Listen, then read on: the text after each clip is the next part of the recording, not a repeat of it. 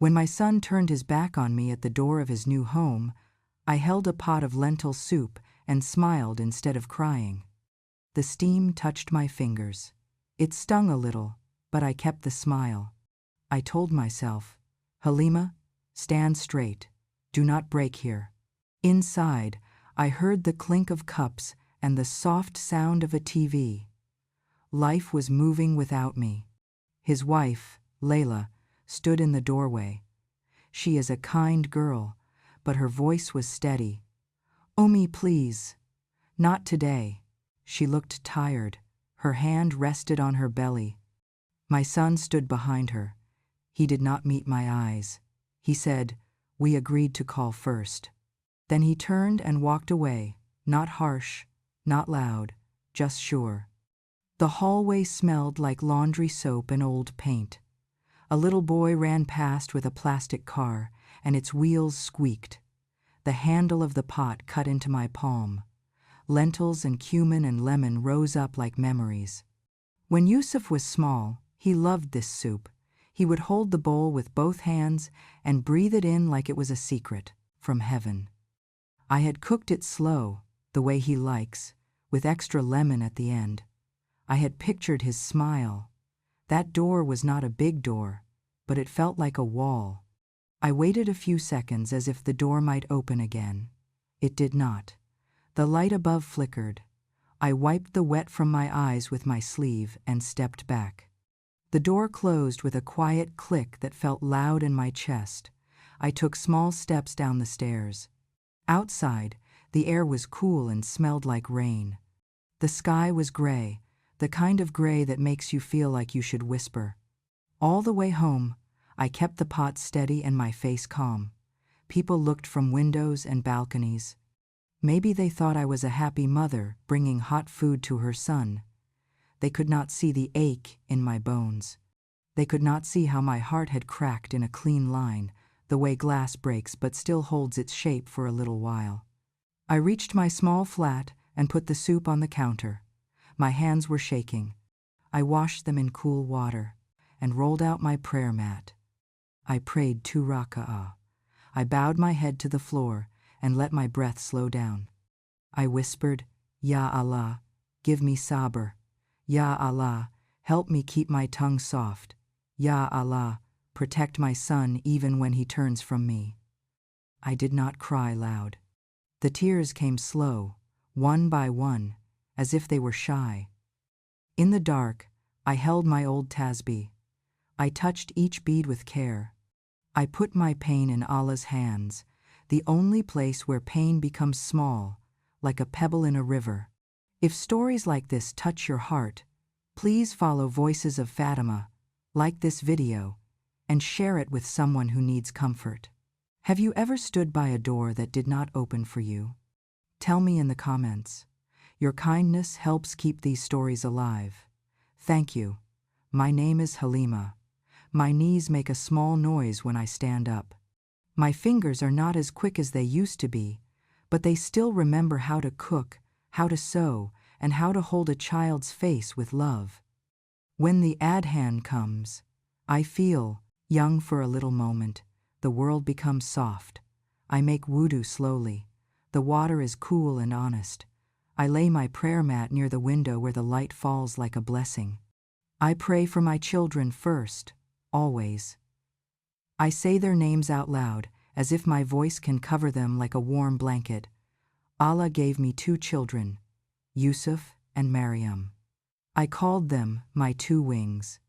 Yusuf came first. He had quiet eyes and a steady way of walking, even as a boy. He held my scarf when I tied it. He would sit by me when I fixed old clothes and pass me the needle with 2 hands, like it was something holy. He liked lemon on everything, even on eggs. He loved the smell of onions turning sweet in the pan. He was careful with his words. He would listen more than he would talk. Maryam was my little sun.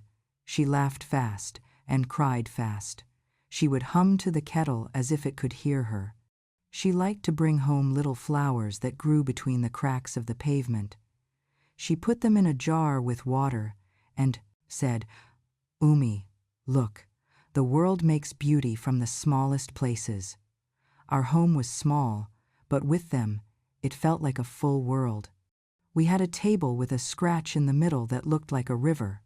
We had one window that watched the street. We had a fan that clicked every time it turned. We had each other, alhamdulillah. Their father, Karim, died when Yusuf was 9. It was sudden, like a door slamming in the wind. He was a bus driver with kind hands. He smelled of diesel and mint gum. He was gentle with me and playful with the children. When he was gone, the noise in our house changed. It became a thin, empty sound that made the nights long. I did not have time to lie down and be broken. I told myself, Halima, you must stand. Allah sees you. I pulled my children close. I kissed their heads. I looked at Yusuf and made a mistake that many mothers make. I whispered, you are the man of the house now. He nodded, but I saw the weight land on his small shoulders. If I could go back, I would hold his face in my hands and say, you are still a child. Play, be free, let me carry this. We survived with small mercies.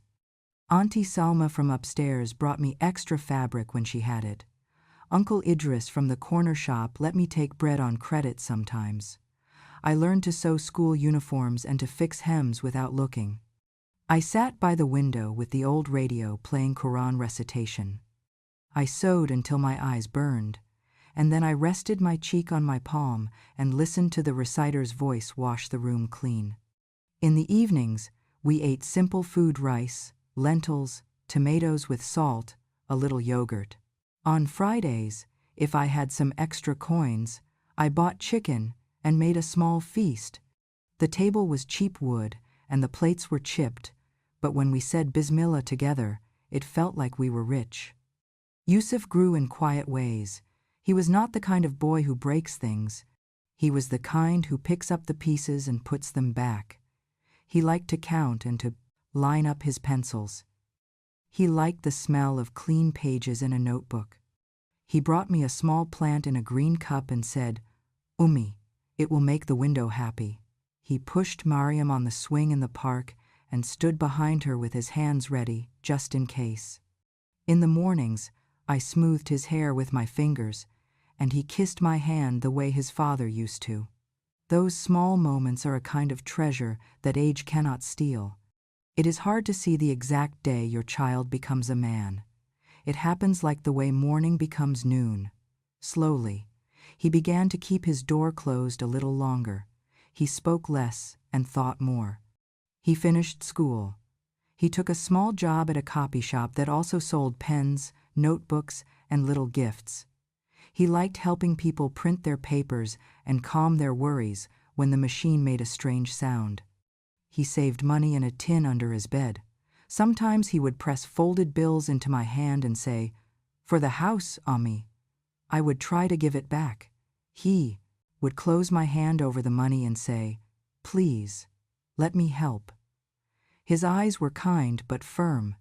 I would smile and whisper, "May Allah open doors for you." At night, after the dishes were done, I prayed for my children's futures. I asked Allah to write good things for them. I asked for a spouse for each of them who would be a mercy. I prayed for a daughter-in-law who would love my son for the sake of Allah, who would be patient with his quiet ways, and who would see me not as a problem, but as a mother to be honored. I prayed for a son-in-law who would laugh at Maryam's jokes and bring her dates when she was tired. I did not know their names then, but Allah knew. Yusuf told me about Layla in his slow, steady way. He said, "Ummi, I think I found someone." He spoke about her with respect. "She is a nurse. She is kind to people even when they are difficult. She is calm, but strong." I listened. I watched his face as he spoke. There was light in his eyes, a quiet light. My heart felt warm. I put my hand on his arm and said, "If your heart is at peace, mine is at peace." He smiled, the same smile he gave me when he was a boy with crumbs on his face. When I met Layla, It was in a small living room, with lace curtains and a bowl of nuts on the table. Her father's voice was deep and careful. Her mother moved like a person who has more to do than time to do it. I wore my best green scarf, the one that makes my face look alive. I brought a plate of semolina sweets and prayed they were not too dry. Layla's smile did not show all her teeth, but it was honest. She listened more than she spoke. I told myself to be humble. I said little. I tried to let my eyes say, I will be kind. I will try. The wedding was simple. We rented a small hall with old mirrors that made us look softer. We ate rice with nuts, chicken in sauce, and salad with lemon and olive oil. The music was quiet, just a few old songs from a small speaker. Mariam drew henna on my hands, shaky but beautiful. I watched Yusuf and Layla sit side by side. Their hands rested close, not touching at first. It made my heart ache in a sweet way. I whispered, Ya Allah, put mercy between them and make their home a place of light. They moved into a small apartment, 2 bus stops away. I helped in the first week, folding towels, lining shelves with paper, washing the new plates. I brought a set of dishes with blue flowers I had saved for years. Some say a mother should not give too much to her son's wife. Some say give everything. I tried to stand in the middle. I tried to be helpful and quiet, but mothers are human. Sometimes our hands speak before our minds think. One day, I moved Layla's spices to the left side of the shelf because I thought it made more sense. The next day, they were back on the right. It was a small thing, but I felt it like a soft tap on my hand. This is my kitchen. I nodded to myself and whispered, yes, remember. Yusuf started calling a little less. Not much at first. He said he was busy. I understood. Young love needs room. I told myself to keep my heart soft. Some nights, I left my phone near my pillow and fell asleep, listening for the small buzz of a message. When his "Assalamu alaikum, Ummi, how are you?" came, it felt like a warm hand on my face in the dark. I would answer slowly, not too fast, as if even my reply should give him space. One afternoon, I made fresh bread. It puffed on the pan like a small miracle. I wrapped it in a towel. I told myself to send a message before going. Then I thought, it is warm now. If I wait, it will lose its courage. I went without calling. Layla opened the door. She was not angry, but she looked surprised. Yusuf came and said, Ummi, remember what we said. His voice was gentle, but his eyes were firm. I apologized and handed him the warm bread. He kissed my hand and said thank you, and I went home and sat on my bed and told myself, learn, Halima, do it right. Mariam visited me more then. She made tea and sat on the floor with her legs crossed like she did as a girl. She said, Ummi, have sabr. It is not that they do not love you. They are young, and new love needs quiet. I nodded. I watched the steam rise from our cups and felt the house breathe with us. Sometimes, when the nights were long, I spoke to Allah about the fear that grows in a mother's chest when the house is too quiet. I said, keep me from being a burden. Keep me from becoming bitter. Bitterness is a stone inside the heart. It sinks everything. Then the call came. Layla was pregnant. Yusuf's voice was soft and bright at the same time. Ummi, you will be a grandmother. I pressed the phone to my cheek. I laughed and cried. I thanked Allah again and again. I prayed for Layla's health, for the baby's heartbeat to be strong, for their home to be full of mercy. I started knitting a small blanket in a pale yellow. I cleaned a lower shelf in my cupboard and put aside tiny clothes I had saved, the kind with soft buttons that do not scratch a baby's skin.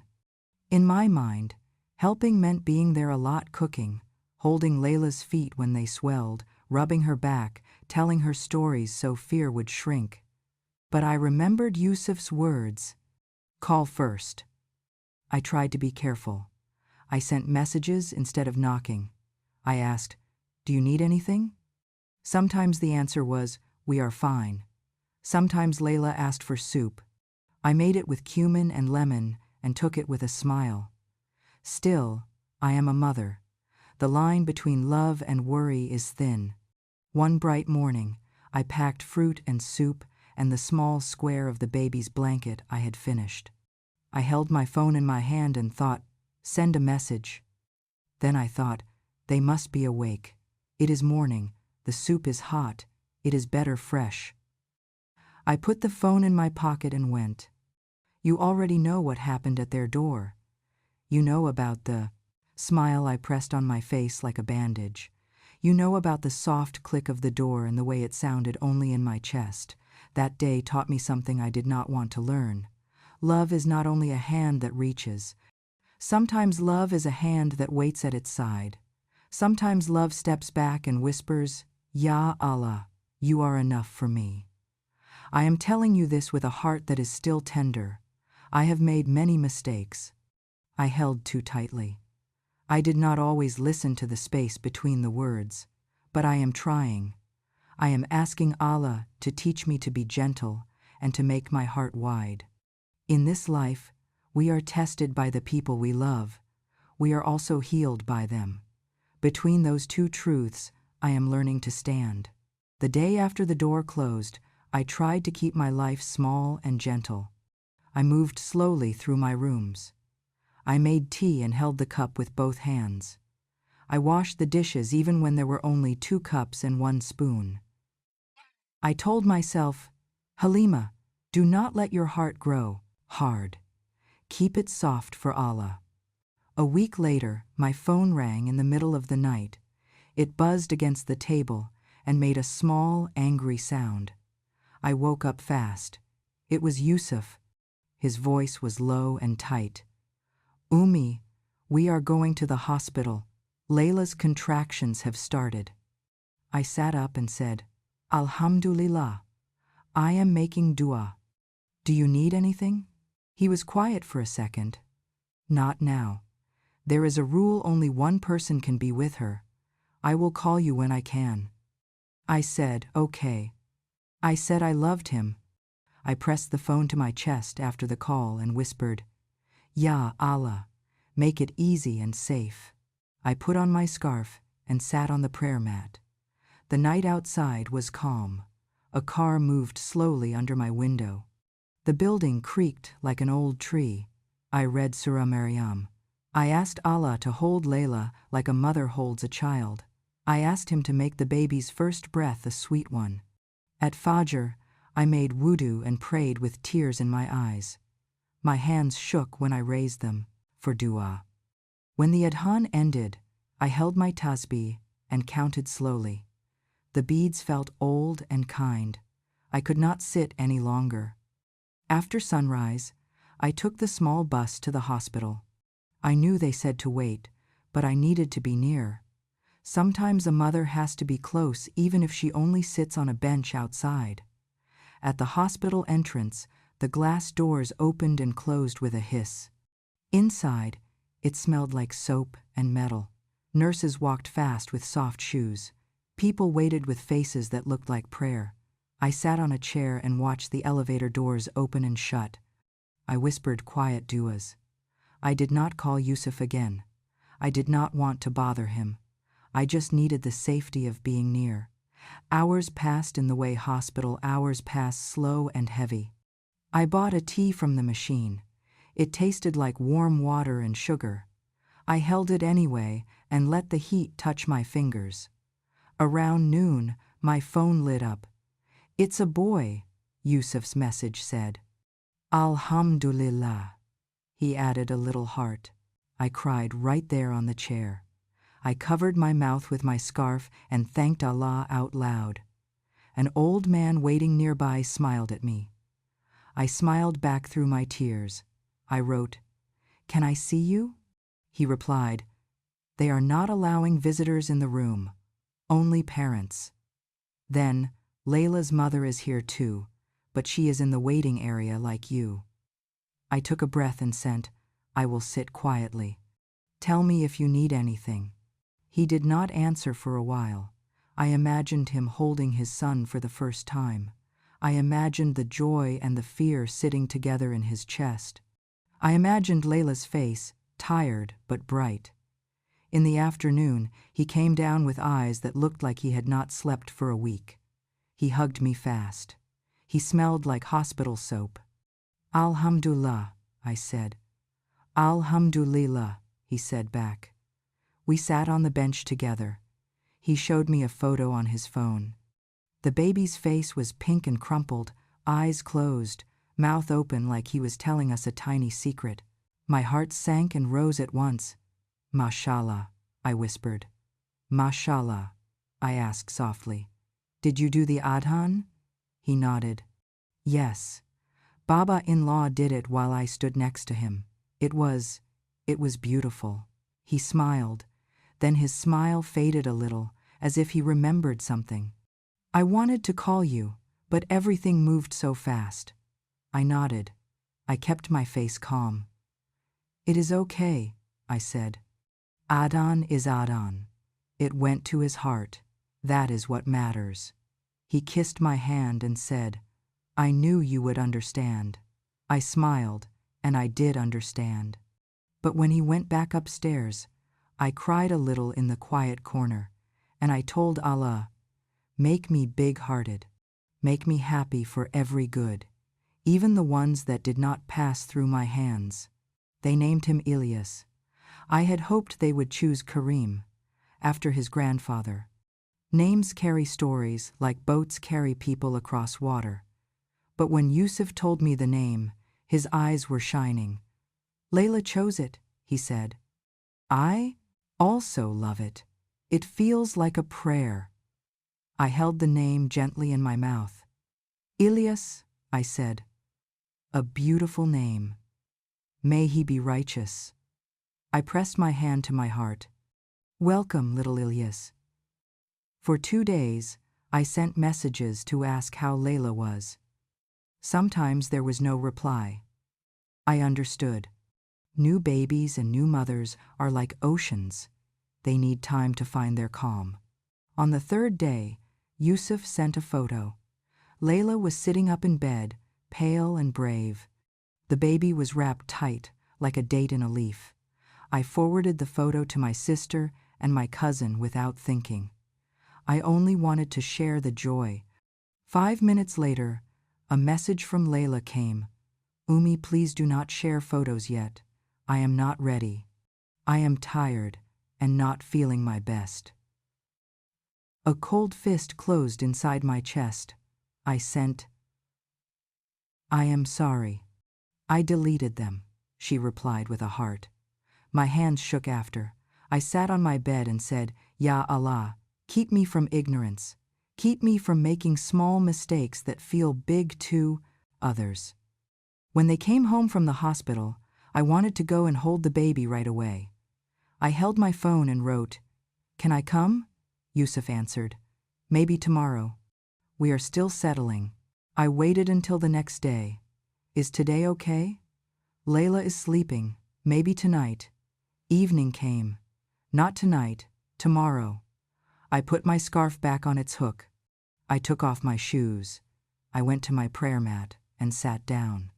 I told Allah, "Teach me to wait with grace." 2 days later, they said I could visit. I carried a small bag with soup and bananas and soft bread. I wore a clean scarf and a smile that I had ironed strong. Layla opened the door with the baby in her arms. She looked tired in the way only new mothers look. She smiled, small but real.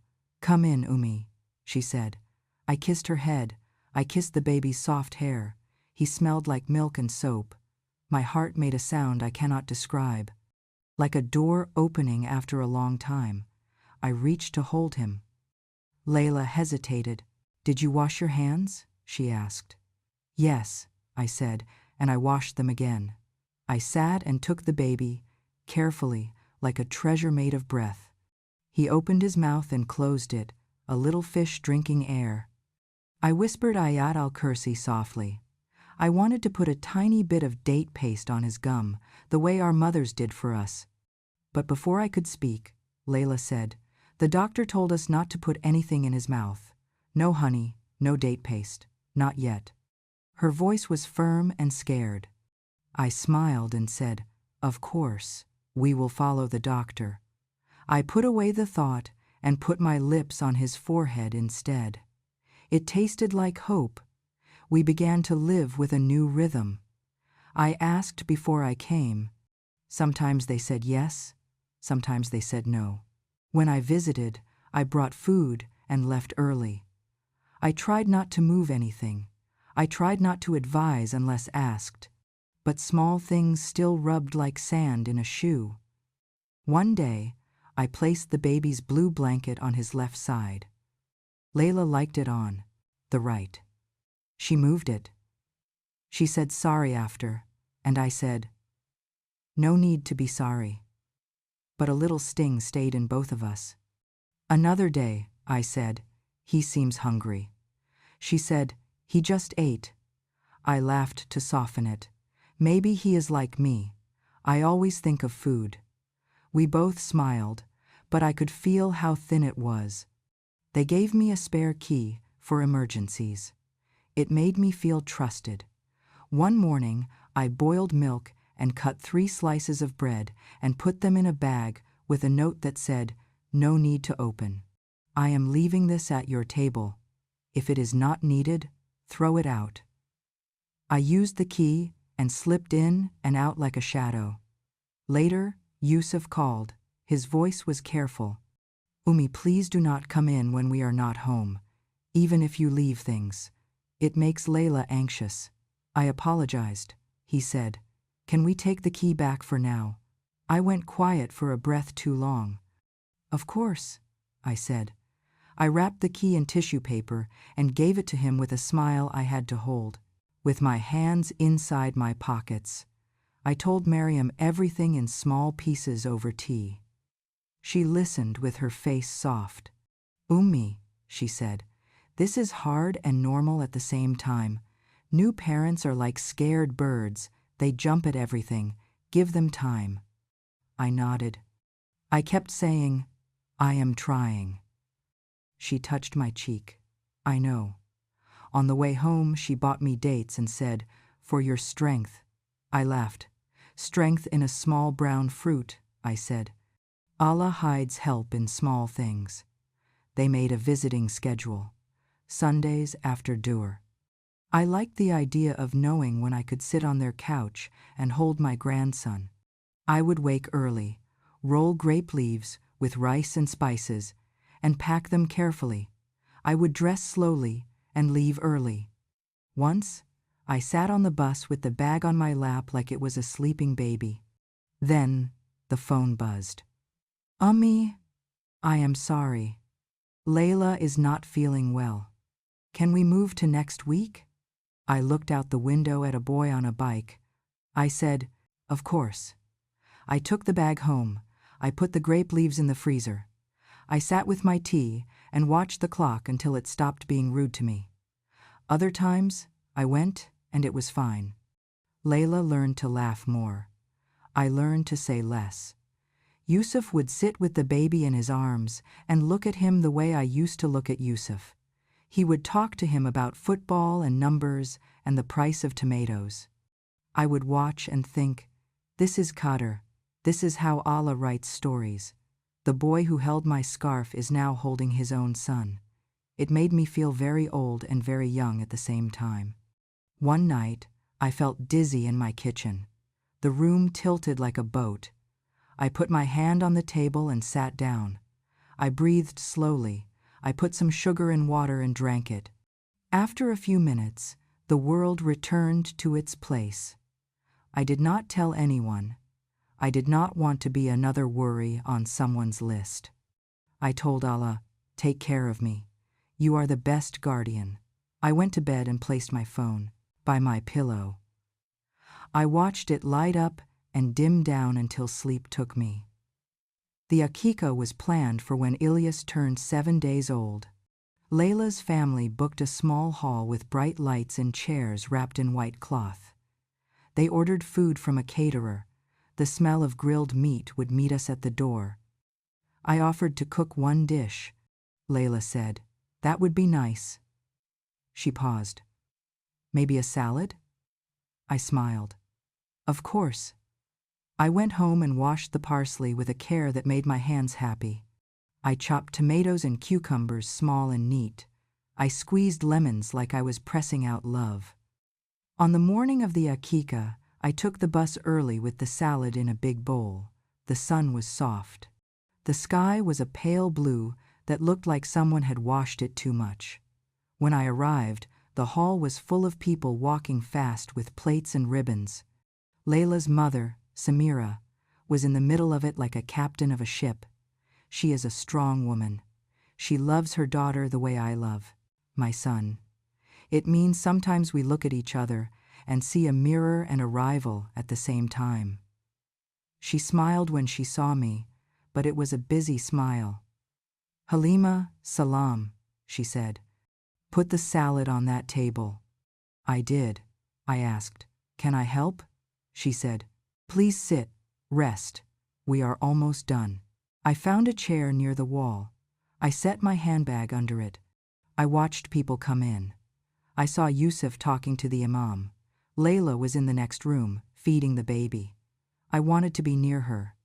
I wanted to tell her, "You are doing well. You are brave." But I stayed in my chair. I took out my tasbih and rolled the beads with my thumb. I whispered, "Alhamdulillah, Alhamdulillah, Alhamdulillah." The imam announced the reason for the gathering. He spoke about gratitude and about the sunnah of the akika. He recited a hadith about mercy. My eyes filled with tears. I thanked Allah for letting me live to see my grandson's 7th day. I watched as the small ceremony for naming was done, again for the guests. "Ilyas," the imam said, "may he be a servant of Allah, a joy to his parents." Everyone said, "Ameen." Afterward, I saw Layla come out with the baby. She looked beautiful in a simple blue dress. Her hair was covered with a scarf the color of the sea. I went to her. "You look like Patience," I said. She laughed softly. "That is the nicest thing anyone has said." I kissed her cheek. "Can I hold him for a minute?" She nodded and placed Ilyas in my arms. He was sleeping. His eyelashes looked like little brushes painting dreams. I had a small piece of soft date in a napkin in my handbag. I had brought it, not to break rules, but to do the tonic, the old sunnah, gently, if there was a chance. I had spoken to the imam earlier. He said, "If the parents are okay, a tiny touch is good. If not, leave it." He smiled kindly. Sunnah is mercy, not argument. I carried those words like a lamp. As I held Ilyas, he moved his mouth like he was eating air. His face was like a small story writing itself. Without thinking much, only from love and memory, I touched the napkin with my finger and rubbed the tiniest bit of date on my finger. I whispered the name of Allah. I brought my finger near his lip, ready to give only a trace, less than a crumb. It felt like I was touching a prayer. Then I heard Layla's voice. "Ummi, please don't." It was not loud, but it was sharp. She stepped forward and took the baby back. Her eyes were wide. The doctor said nothing in his mouth. Not yet. Not even a drop. I told everyone. Her face was not angry. It was scared. The fear made her voice a wall. Silence fell around us in a small circle, the size of 3 hearts. I pulled my hand back. "I am sorry," I said right away. "I meant no harm." Samira was there in a second. She stood beside her daughter like a tall tree. "We have to follow the doctor," she said. "Please respect that." Her words were true, but they fell, heavy. People turned to look. Yusuf came over. He looked between us. "What happened?" Layla held the baby closer. "Your mother tried to put date on his mouth."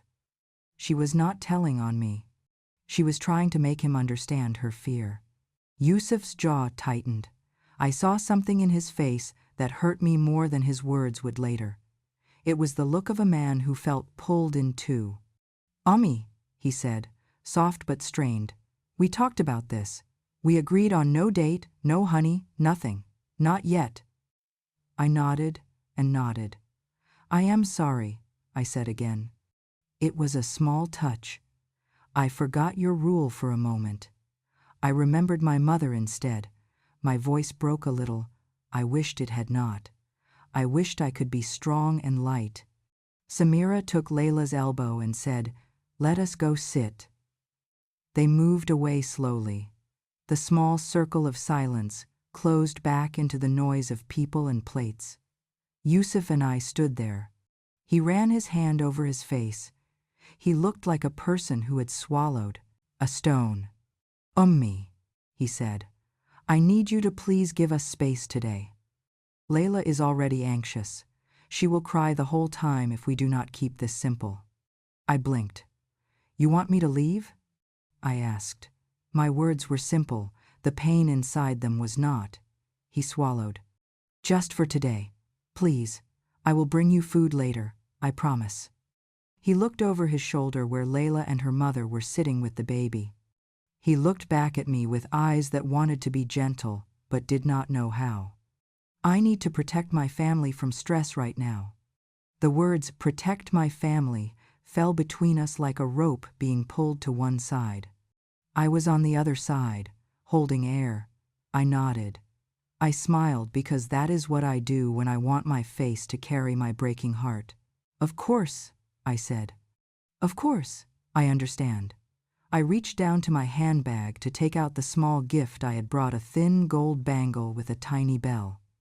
I had saved money for months in a jar to buy it. I wanted to put it on Ilyas's wrist myself. My hand touched the box, then I stopped. "Later," I said. "Another day." I put the box back and stood up. As I walked past tables and chairs, I kept my back straight. People spoke to me, and I smiled and nodded. My feet felt like they were moving through sand. I reached the door. The air outside was cold and bright. I took one step, then another. I did not know the Imam had seen me. He stepped out a moment later and called softly, "Sister Halima." I turned. He looked at me with eyes that were like water. "Tests come even at celebrations," he said. "Remember, Allah sees you. He sees your patience." I nodded. "Please make dua for me," I said. He lifted his hands. "May Allah make your heart wide." I said, "Ameen," and walked away. I took the bus home.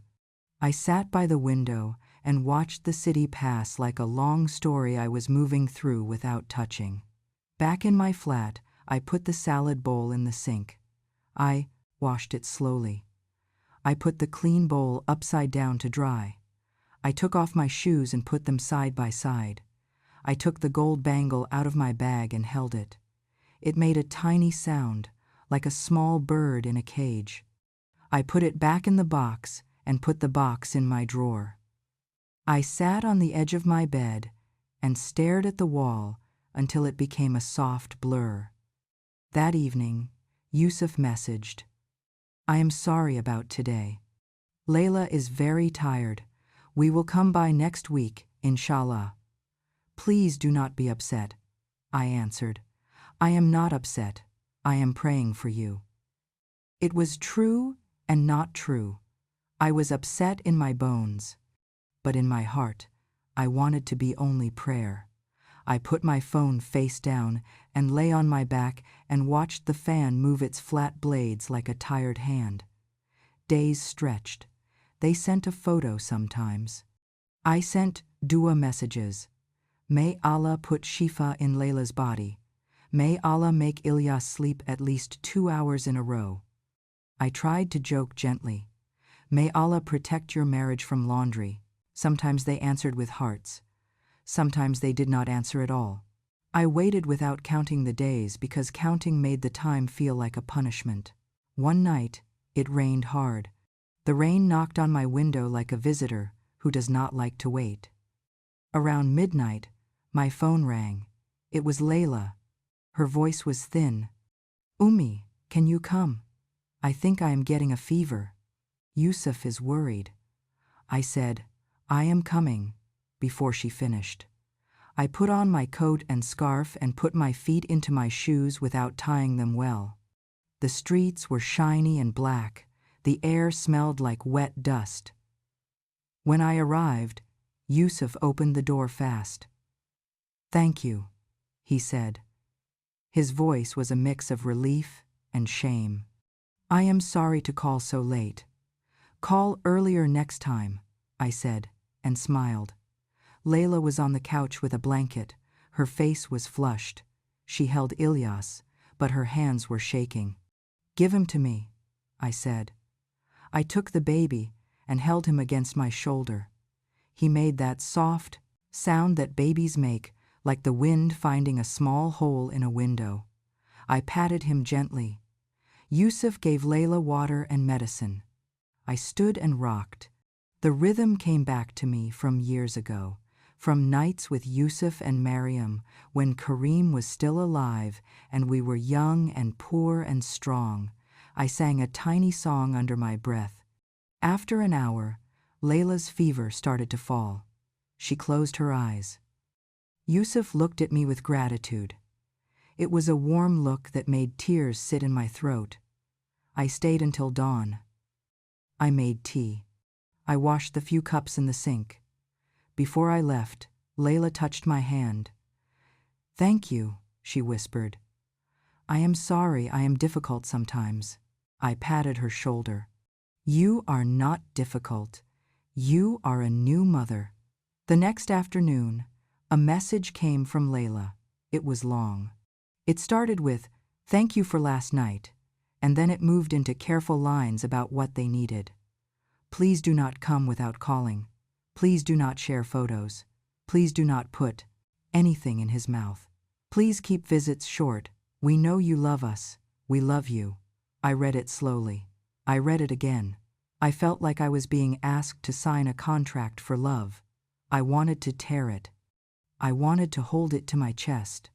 I did neither. I sent back, "I understand. I am here when you need me."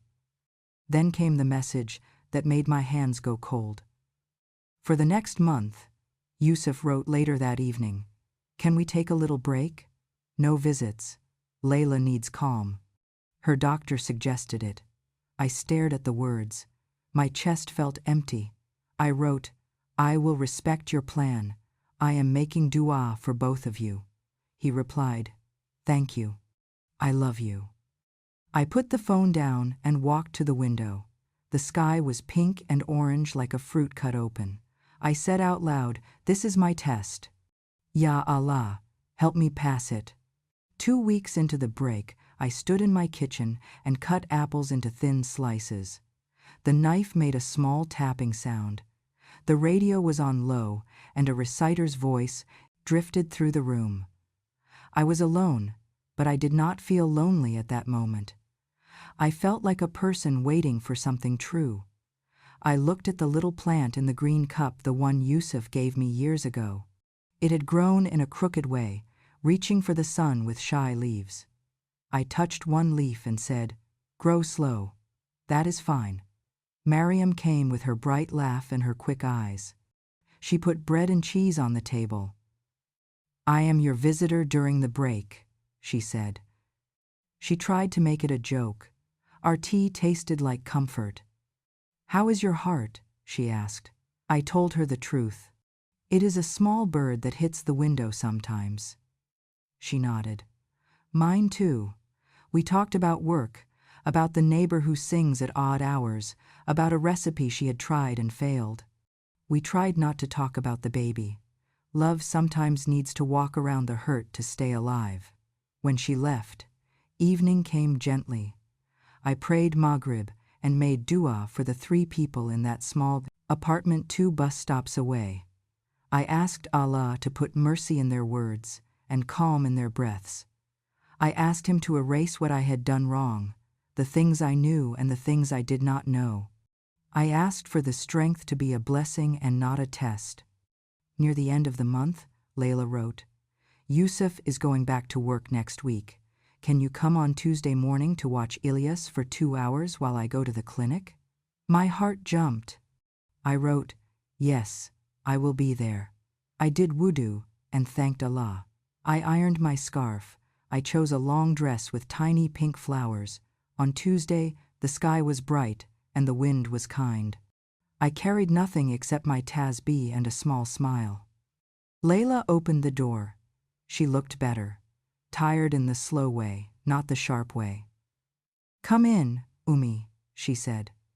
Thank you for coming. Ilyas lay in a small cot, awake, looking like someone who had just learned that the world is an interesting place. I bent over him and said, Assalamu alaikum, little one. I did not pick him up until Layla asked me to. I remembered the list. I kept it like a folded paper in my mind. Before she left, Layla gave me instructions in a quick voice. He ate an hour ago. If he cries, rock him first. If he does not calm, give him this bottle. Do not heat it too much. Do not put anything in his mouth. Please do not take him out on the balcony. It is windy. I nodded after each sentence.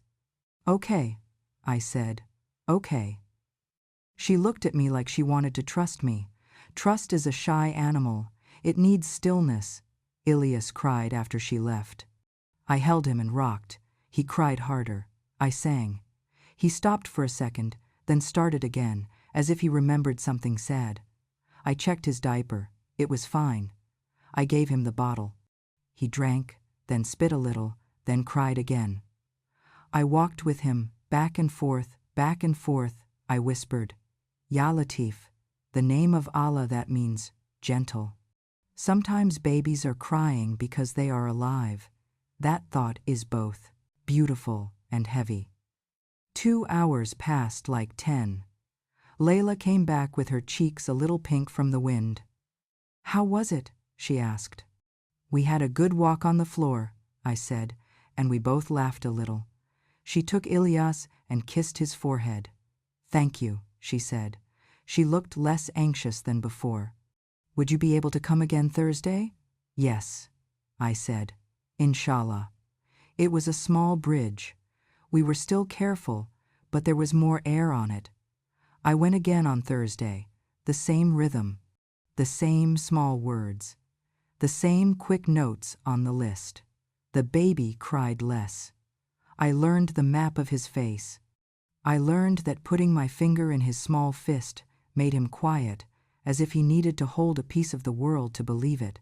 When Layla came back, she made tea. We sat together for 10 minutes. We did not solve the world. We just sat. It felt like a mercy. Then came the message that pushed everything to the edge. It was from Yusuf on a Saturday night. Tomorrow we are having a few friends over, he wrote. Layla is nervous. Is it okay if we skip this Sunday visit? We will see you next week. I had made a cake. I had set the table for myself as if it were for guests. Because I like to pretend sometimes, I typed, of course, enjoy your friends. Then I deleted the last line. I did not want to sound sweet and bitter at the same time. I sent only, of course. On Monday, Mariam sent me a photo she found online. It was from one of Layla's friends, a picture from Sunday. Layla in her living room, smiling, holding Ilyas. 3 women around her. There was a caption with hearts and the words, best aunties. I read it, and I felt the heat rise in my face. I set the phone down. I picked it up again. I looked at the cake I had made and then given to the neighbor. I breathed slowly. I told myself, jealousy is a sneaky thief. Do not let it steal your sabr. I did not say anything. I did not want to turn a bruise into a wound. I went to my mat and asked Allah to pull the thorn out of my chest. You see me, I said. That is enough. That has to be enough. The next week was the Akika's follow-up. Some families do a small second gathering for close relatives who could not come to the first. Layla's parents invited us to their home.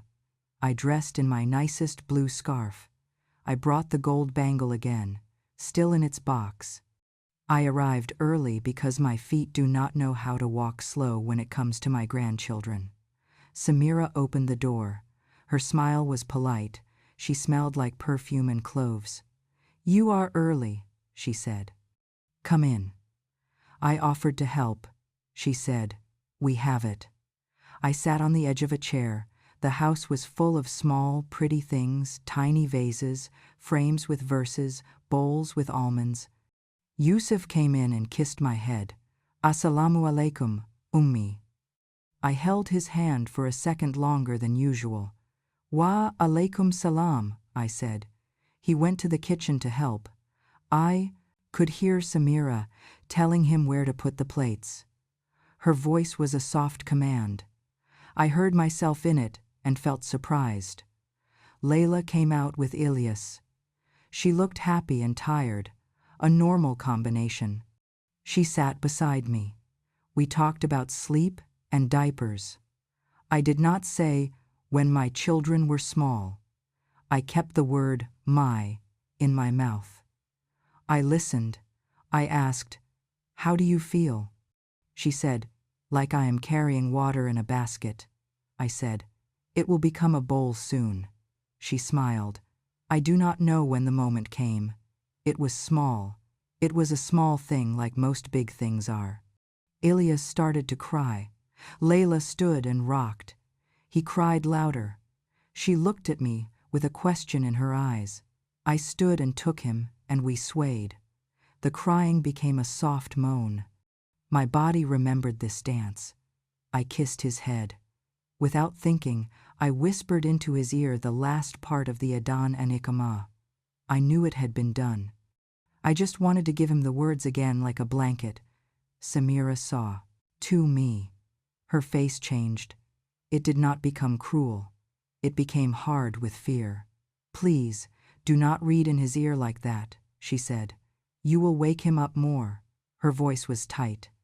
Layla looked torn. "Ummi," she said to me gently, "maybe just rock him." My heart beat fast. I felt like a guest in my own love. I nodded. "Of course," I said. I rocked him. He calmed. He slept. I laid him down. When I turned, Yusuf was standing in the doorway. He had heard the end. He looked tired of being in the middle. He rubbed his forehead. "Ummi," he said, "can we please keep things simple? No extra things, no readings, no date, nothing. Just what we agree." His voice was low, but I heard the iron in it. He was not being mean. He was trying to keep a promise to his wife. Promises are heavy. I felt something inside me. A small string that had held my memories together, snap. I felt the girl I used to be look at me. I heard Kareem's voice in my head saying, "You are strong, but you are gentle. Do not let people make you hard." I put my hand on my chest. "I am sorry," I said. "I understand." The room felt too full of eyes. I stepped back. Samira moved closer to Layla. She placed her hand on her daughter's arm. "You are doing fine," she whispered. Yusuf watched me with eyes that wanted to be two things at once, the son who loves his mother and the husband who protects his home. He took a breath. Then he said the words that cracked me. "Ummi, I am not your little boy anymore. I am a husband and a father. I need you to respect our way. Respect our way. Our." The word sat heavy. It was true, and it was a knife. I nodded slowly. "I know," I said. "I know." I put the bangle box on the table. "This is for Ilyas," I said. My voice was steady. "You can give it to him when you want." Layla reached out. Her fingers trembled. "Thank you," she said. She looked like she wanted to cry and did not want to cry. I understood that feeling. It is a big feeling. I took my scarf and fixed it with shaking hands. I looked at Yusuf one more time. May Allah bless your home, I said. May He forgive us all when we are clumsy with love. Then, with my heart beating in my ears, I walked to the door. No one stopped me. No one followed me. It was not cruelty. It was life. It was a moment that had to happen, maybe, for all of us to know our place in the story. Outside, the air was cold. The sky was the color of metal. I walked without seeing where I was going. My legs carried me. My feet knew my home like a bird knows its nest. When I reached my flat, I closed the door and leaned against it. I slid down to the floor and sat. The quiet came like a blanket. I did not cry at first. I watched my own hands, the lines in them, the small blue veins. Then the tears came. They came like a slow tap left open. They made a small river on my face. I stood and made wudu. The water felt like kindness. I put down my mat and I prayed 2 raka'ah. I made sujood and whispered into the carpet, Ya Allah, I am small. You are big. I am weak. You are strong. Teach me to accept what you write. Give me sabr. Give me Huzn al-Dan good thoughts about my child. I lifted my head and felt my heart break open into something softer. I sat with my tasbih and counted until the sky began to change colors. I thought of my own mother. I thought of how she let me go in her own way. She used to say, a son leaves a mother twice, once when he is born, once when he marries. The second birth is harder for the mother. I did not understand when she told me. I understand now. I picked up my phone and opened a new message to Yusuf. I wrote, I am sorry for making things harder. I will respect your way. I pray for you every day. I deleted the first sentence. I left. I respect your way. I pray for you every day. I added, I love you. Then I did not send it. I closed my eyes and held the phone. I put it on the table and whispered, you already know. The next morning, I woke with a decision in my chest. It was not a loud decision. It was quiet, like a small light that does not go out. I said out loud, I forgive him. The words felt strange at first. Forgiveness is not one word. It is 100 small choices. I knew that, but I wanted to start. I forgive you, Yusuf, I said into the room. I forgive you for turning your back at the door. I forgive you for your sharp words. I forgive you for the way you are learning to love that hurts me sometimes. I forgive you because I want Allah to forgive me. I forgive you because you are my son and I want your life to be light. I made dua after Fajr. Ya Allah, put a veil of mercy over my memories. Let me remember the good more than the pain. Let me be a place of safety, even from far away. As I spoke, I felt something inside me shift. I was not at peace, but I was on the road to peace. Later that day, a message came from Yusuf. Ummi, I'm sorry about yesterday. I love you. Give me time. I read it and placed the phone against my heart. I did not reply right away. I walked to the window. The sun was on the building across from mine. It made the old paint look almost gold. I told Allah, you heard me. You hear me. Then I sat down and wrote back, I love you too. I am here. Take all the time you need. That night, as I lay in bed, I thought about the day he said, I am not your little boy. I said to the dark, you are right. And then I said to my heart, let him be a man. Love him like a man. Make space for his life. Learn the new door to knock on the one inside your prayers. I smiled in the dark. It was a small smile, the kind you make when no one is watching. I fell asleep with the tasbih in my hand. The turning point in my story is not one day. It is a collection of moments that brought me to one sentence. I keep saying to myself, I choose to forgive even while I am hurting. It is the only way I know to keep my heart tender. It is the only way I know to keep Allah near. A mother must sometimes become quiet to save her love. A mother must sometimes step back so that her son can learn to step forward without tripping on her feet.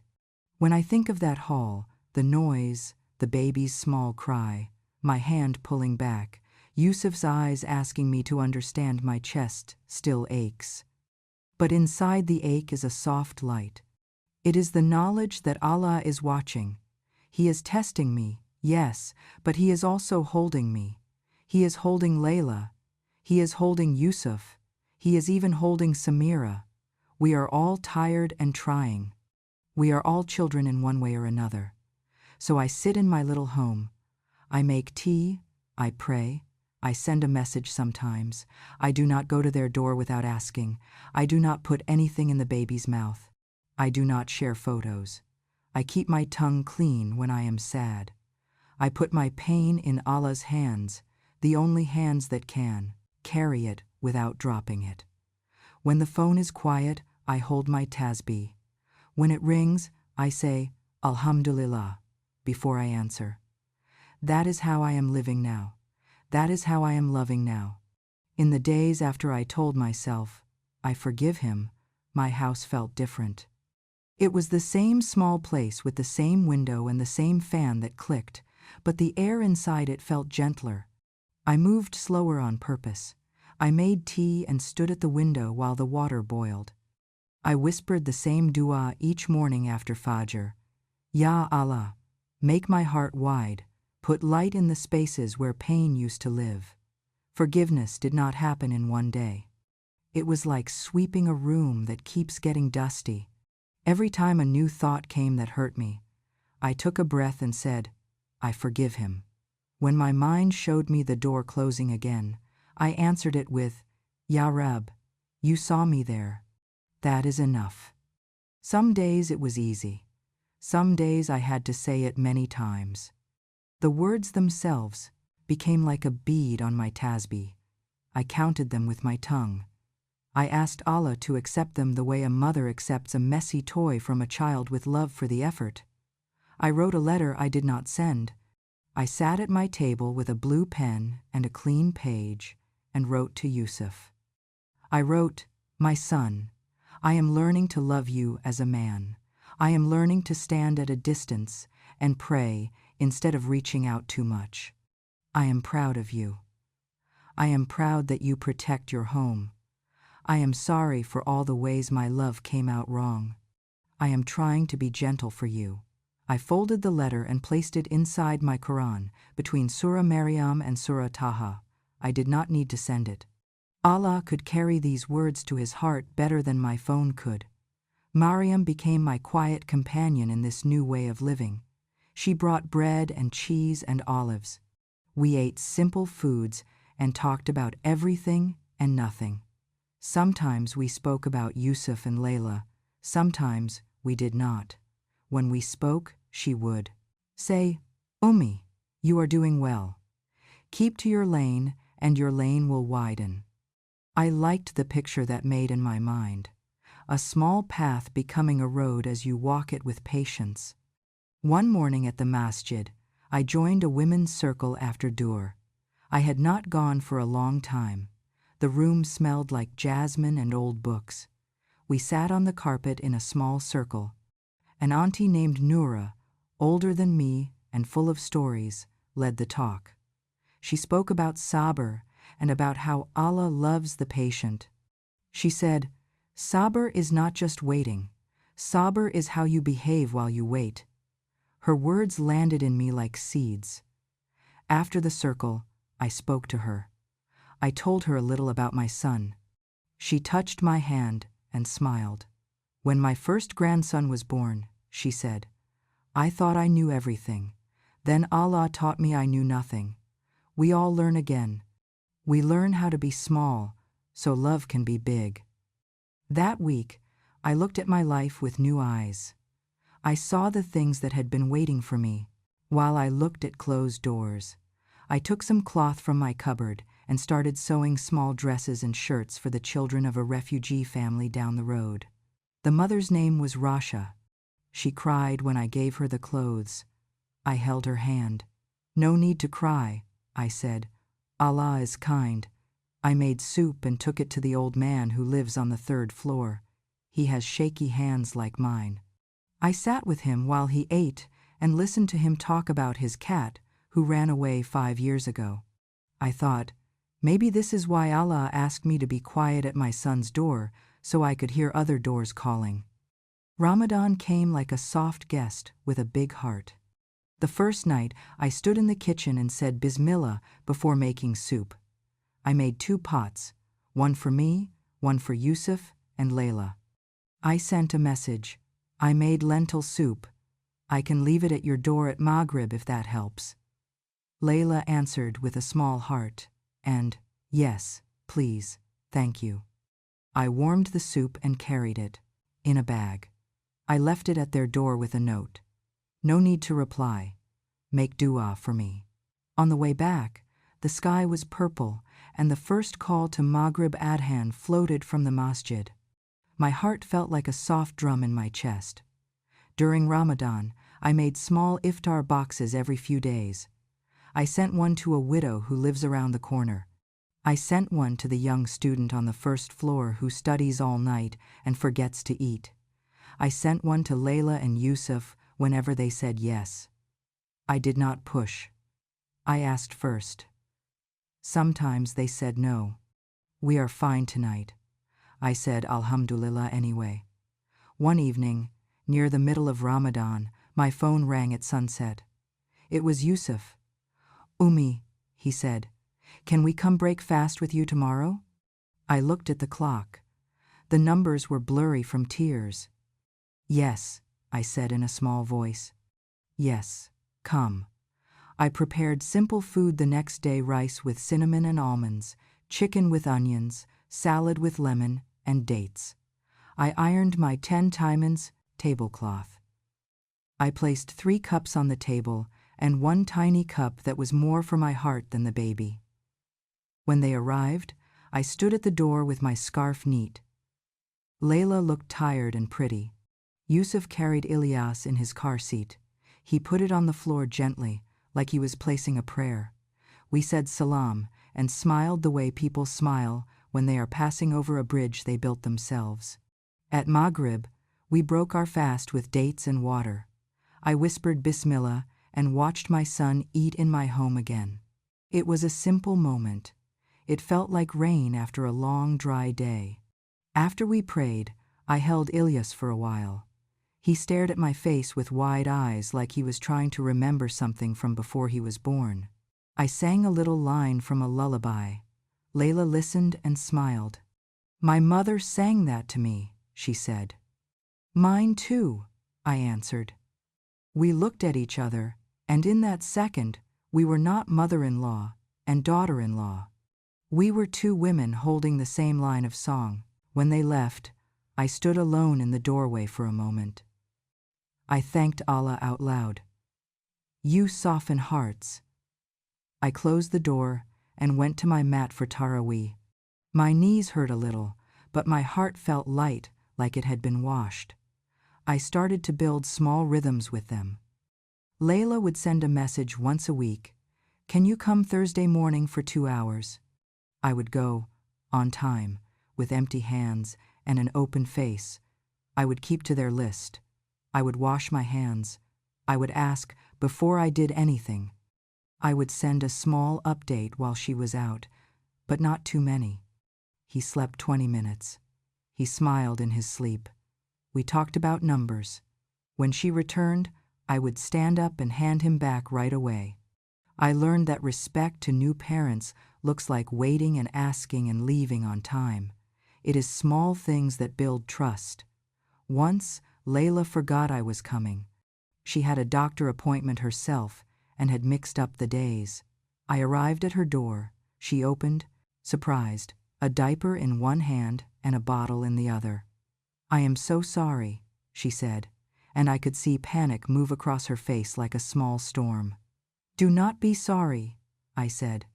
I can help for 1 hour, or I can come back. You choose. She stood for a second, then said, Can you stay 1 hour? I nodded. We moved around each other, like two people in a tiny kitchen learning a new dance. When I left, she texted later, Thank you for not making me feel bad. I typed, We are on the same side. Then I deleted it and sent a heart. Sometimes silence is a better sentence. I also took care of myself. The dizzy spell I had before worried me. I told Mariam, and we went to the clinic together. The doctor checked my blood pressure and my blood sugar. He told me I needed to drink more water and to eat on time, not only tea and biscuits. He wrote a small list. I kept it on my fridge. I told Yusuf, I had a dizzy day, but I am okay. He came that evening with a bag of 12 oranges and a small box of tea. He looked around my kitchen like he was checking if it was safe. I am okay, I said. Do not worry. He sat with me and peeled an orange like he used to as a boy, carefully removing the white threads. He put 3 slices on a small plate and pushed it toward me. We did not talk about anything big. We talked about the price of tomatoes and the bus timetable. Sometimes small talk is the bridge to big talk. I waited. The big talk came one afternoon when the sun was kind and the street was quiet. Yusuf called and asked if he could come by after work. He came with his shoulders a little low. He sat in the chair by the window. The light put a soft line on his cheek. He looked like the boy who sat there after his father died. Then he looked like the man who stood beside me at the akikah. He held both faces in a way that made my heart ache and smile. Ummi, he said, I have been thinking a lot. He took a breath, as if the air could hold his peace. Words for him. I am sorry for the way I spoke at Samira's house. I thought I was being strong. Maybe I was scared. I did not want to fail Layla. His eyes were wet. He blinked. I know I hurt you. I told you to respect our way like you are not part of our way. You are. You always will be. He looked down at his hands. I am learning. It is hard to be in the middle. I feel like a rope being pulled by love. I listened. I did not rush to forgive him out loud. I let him say what was in his chest. Then I spoke, slow and soft. My son, I forgave you already. He looked up, surprised. I smiled. I forgave you because I want Allah to forgive me. I forgave you because you are my son. But I also heard the truth in your words. I leaned forward. You are not my little boy. You are a husband and a father. I must respect your home. I must be a mercy, not a test. I am learning too. We sat in that quiet for a moment. A bird landed on the windowsill and looked at us. Like it had been invited. He laughed a little. The laugh washed the room. Can we make a small plan? He asked. We can have Sundays again, and if we need to cancel, we will try to do it early. And if you want to drop food, send a message first. He smiled. And if you want to have your grandson all to yourself, we will learn to go on small walks so you can babysit sometimes. I put my hand on my chest. This plan is like honey, I said. Sweet and simple. After that talk, the air between us felt lighter. He told Layla about it. She sent me a message that said, Thank you for understanding me even when I do not explain well. I answered, We will both keep trying. One Thursday, as a surprise, Layla brought Ilyas to my home for the first time. It felt like the sun had come inside and decided to stay. I had washed one small blanket and placed it on my couch days before, hoping but not pushing. I showed her where I put the baby things, diapers in a basket, wipes in a box. You are ready, she said. Her voice had a little laugh in it. She stayed for an hour. We had tea and a small plate of biscuits. Ilyas lay on the blanket, moving his arms like he was swimming in air. I put my finger in his fist, and he held it. He did not let go for a long time. I watched his eyelashes. They were longer now. He made a small sound that made me think of rain at night. My eyes filled with tears. Not from pain this time, from gratitude. When Layla stood to leave, she said, "Would you be okay to have him next Tuesday for 2 hours? I have to go to the clinic again." I nodded. "Yes," I said. "I will be ready." When they left, I sat and cried a little. I told Allah, "You returned him to me in a better way." I met Samira at the market one morning. She was buying parsley. I was buying lemons. We looked at each other with the eyes of two women who have stood in hard places. She moved first. "Halima," she said, "can we talk for a—" We stood near the tomatoes. The smell of herbs and earth wrapped around us. "I was hard with you," she said. "I was scared for my daughter. Sometimes fear makes a person firm in the wrong way." She looked down. "I do not want to be your rival. We love the same child. We love the same little boy." She stopped and smiled. "2 little boys," she said, "Yusuf and Ilyas." I laughed softly. It felt good to laugh with her. "We are on the same side," I said. "We are tired, both of us. We can be a team." We agreed to share things. She would go with Layla to some appointments. I would watch Ilyas on some Thursdays. She would bring food on Mondays. I would bring food on Fridays, when asked. We made a small list on her phone. She hugged me. It was a careful hug, the kind that does not press too hard, because both hearts are tender. It was still a hug. It healed something. Sundays returned. There were still cancellations, but they were honest and quick. When they came, the house felt like a friendly place. I kept my mouth kind. I learned to see where my advice was not needed. I learned to wait for questions. When Layla asked, "How did you help Yusuf sleep?"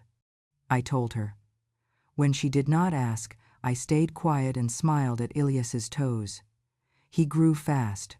One day he made a sound like a laugh, and I clapped my hands softly. Layla clapped too. "Mashallah," we said together. It felt like a prayer from two sides of the same heart.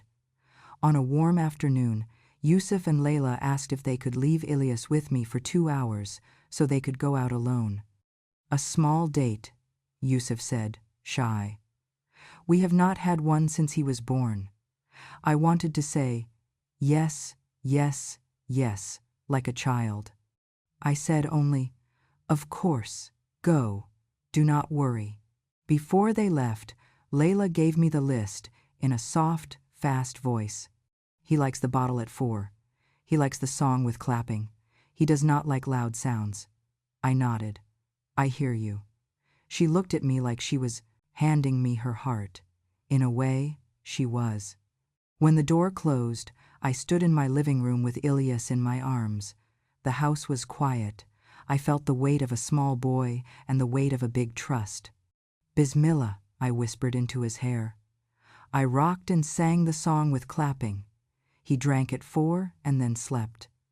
I did not take any photos. I did not send too many messages. I sat and watched his chest go up and down. I watched his hand twitch in sleep like he was catching a dream. When they came back, Layla's cheeks were a little pink and Yusuf's eyes looked alive. "He was perfect," I said. "We were perfect," Yusuf said, and we all laughed. After they left, I took out the small gold bangle from my drawer.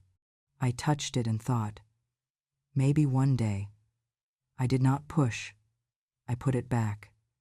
Eid came. On the morning of Eid, I woke before Fajr. I bathed and put on a clean scarf. I prayed with a heart that felt new and old at once. After the Eid prayer at the masjid, I came home and set the table with sweet things. I placed dates and halwa and tea. My door knocked. It was Yusuf and Layla and Ilyas. They wore simple, nice clothes. Yusuf's smile was wide. Layla held Ilyas, who wore a small white shirt with little buttons. Eid Mubarak, they said. Eid Mubarak, I replied, my home filled with light. Layla put a small box on the table. This is from us, she said. I opened it. Inside was my bangle. Not the old one. A new one. It was the same shape, but it had 2 tiny bells, one for Layla, one for me, she said. We wanted you to put it on him. My hands shook. I kissed Layla's forehead. I kissed Yusuf's cheek like I used to when he was a boy with dust on his face. Ilyas looked up at me with big eyes. Bismillah, I whispered, and gently slid the tiny bangle onto his wrist. It made a soft sound, like a small prayer being born. Layla smiled through tears. Yusuf wiped his eyes. I said a short dua, simple and full. Ya Allah, make this child a joy to his parents, a mercy to his family, a servant of your light. Keep his heart clean, keep his steps steady, keep our family together with patience and love. We ate and laughed. I told a story about Kareem that made us feel like he was sitting with us. Ilyas made a little noise, and we all turned to him like he was the leader of our prayer. After they left, I sat with my tea and watched the sun move across my wall. I whispered, Alhamdulillah, until the word dissolved into the quiet of the room. There were still days after that when hurt visited me. I would see a photo of Ilyas with Layla's friends and feel a small sting. I would put my hand on my chest and say, it is okay. I would make wudu and pray 2 raka'ah. I would sweep my floor. I would stir my soup. I would text a dua and then put down my phone. Peace did not come like a big wave. It came like small drops of rain, steady and enough. The plant in the green cup grew more leaves. I took a small cutting and placed it in water. When it grew roots, I gave it to Yusuf and Layla. From the plant you gave me, I said. Let it sit by your window. Plants teach us to reach for light. Layla placed it on their shelf with their books. Yusuf touched the leaf with one finger. Thank you, he said. I smiled. I thought of all the roots we could not see. I am learning that being a mother to a married son is to become a quiet home with the door open. It is to lay a table in your heart and say, come when you can. It is to hold your tongue until it holds your heart in place. It is to make dua like breathing. It is to forgive before being asked, because you remember how Allah forgave you on your worst day. It is to trust Qadr, not as a heavy rock, but as a gentle river that carries you where you need to go, even if your feet do not touch the bottom. Sometimes I stand at my window at night and look at the building across the street. Lights go on and off. Shadows move. Somewhere, a mother is crying. Somewhere, a baby is laughing. Somewhere, a young couple is trying to be brave. I put my hand on the glass. It is cool and honest. I say, Ya Allah, be with all of us. We are small and we need you. I began this story at a door that closed on me. I am ending it at a table where we sit together, not every day, not even every week, but enough to keep the heart warm. I still walk slowly. My knees still make a soft sound when I stand. My hands still shake a little when I tie knots. But my heart is stronger now in a quiet way. It knows that love is not always a hug at the door. Sometimes, love is a prayer in the hallway. I forgave my son even after he turned his back on me. I forgave him because I saw myself in him. I saw a young parent trying to be strong, trying not to fail. I saw a boy who carries the memory of a father lost too early and a mother who asked too much too soon. I forgave him because I want him to forgive me too for my visits without calling, for my rush to do old sunnahs without asking, for the times my love felt like a hand pushing instead of a hand waiting. Forgiveness is a circle. You give it so that it can return to you. I also forgave myself. This was harder. I forgave the Halima who stood in hallways with hot soup and hot tears and could not find the right words. I forgave the mother who said, "You are the man of the house," to a child who still needed to play. I forgave the woman who shared a photo without thinking. I forgave my fear. I forgave my silence when I should have spoken soft truth. I forgave my speaking when I should have kept quiet. I told myself, "You did the best you knew at the time. Now you know more. Do better with gentleness." Peace did not come from winning. It did not come from making points or keeping a list of wrongs. It came from sabr, small patience, every day. It came from shukr, gratitude for every little mercy. A message that says, "We are coming." A hand kissing my forehead. A baby's tiny hand holding my finger. It came from tawakkul, trust that Allah is writing our story with better ink than we could ever find. It came from AFW, pardoning beyond justice, letting go not because the other deserves it, but because you want to be free. If you are a mother like me, and your son has turned his back at a door, I want to tell you this. It hurts, yes. It hurts in a place that does not have a name, but it is also a test that can become a path. Speak to Allah before you speak to your pain. Take your hurt like a child to its Lord. Ask for a heart that can hold two truths at once. He is your son, and he is his wife's husband. Let their home be their home. Be the calm outside their door. Be the prayer that wraps them while they sleep. If you are a young wife like Layla, and fear makes your voice sharp, know that your fear is seen. You are carrying a whole world on little shoulders. It is okay to ask for space.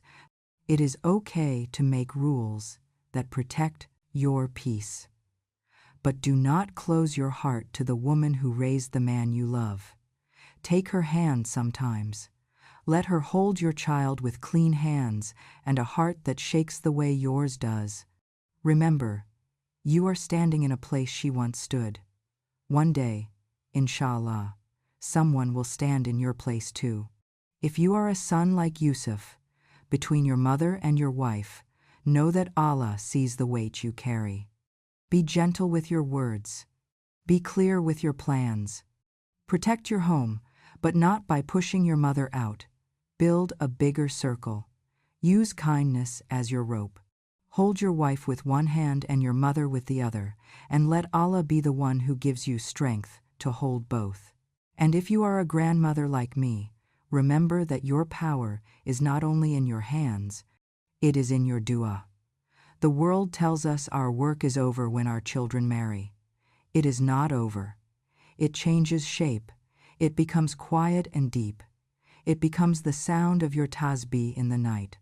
It becomes the soup you leave at a door with a note that says, "No need to reply." It becomes the smile you wear that makes a young mother feel safe enough to be human. Maybe Allah wanted me to stand outside a closed door so I could find the open one inside my chest. Maybe He wanted me to lose the old way of being needed so I could find the new way of being useful. Maybe He wanted me to love my son as a man so that I could love Allah more as my Lord. The day Yusuf turned his back, I felt alone in a hallway. Now when I stand at any door, I know I am never alone. Allah is closer to me than my jugular vein. He hears the dua I do not say out loud. He writes mercy into our days in ways we cannot see until we sit quietly and look. I still make tomato soup with lemon. Some days I send a message and ask, "Would you like some?" Some days they say yes. Some days they say no. Both answers are okay. I roll my prayer mat near the window where the light is kind. I say their names with care. Yusuf, Layla, Ilyas. I add Maryam. I add Samira. I add myself. I ask Allah to bring us together in this life with love and in the next life under His shade. I ask Him to make our home a place of mercy, even if my part of that home is 2 bus stops away. Life is not tidy. It is cups left on tables and socks that do not match, and doors that close and open again.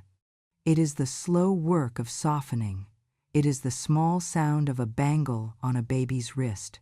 It is the plant in the window learning to bend toward the light. It is the choice, again and again, to forgive and try one more time. Ya Allah, make us people of patience. Make us people of gratitude. Make us people who ask your help before we ask anyone else. Forgive our mistakes. Bless our children. Bless their spouses. Put mercy in our homes. Put light in our faces. Put peace in our graves. And when this story ends for each of us, let it end with La ilaha illallah on our tongues and forgiveness in our hearts. What would you have done? In my place, would you have knocked again? Or walked away and prayed? Tell me in the comments. Have you ever had to forgive someone you love while you were still hurting? How did you do it? Which country are you watching from? I would love to know. Don't forget to follow Voices of Fatima, like this video, and share it with someone who needs this message. Your support keeps these stories alive.